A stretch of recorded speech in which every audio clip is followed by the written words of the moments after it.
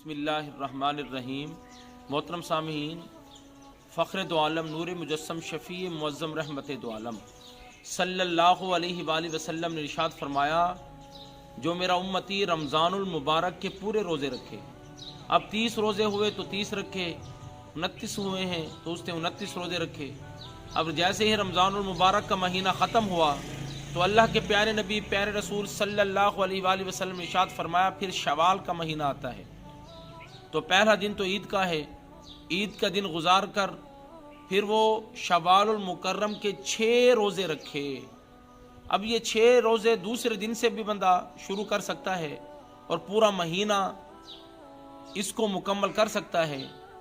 ज़रूरी नहीं कि दूसरे दिन से ही वो रखना शुरू कर दे, अगर कोई रख दे तो अच्छी बात है। तो 6 रोज़े फिर शवाल के रखे। तो अल्लाह के प्यारे नबी सल्लल्लाहु अलैहि वसल्लम ने इरशाद फरमाया, इन 6 रोज़ों की फजीलत इतनी है, अजमत इतनी है, गोया कि उसने 365 दिन रोज़े रखे।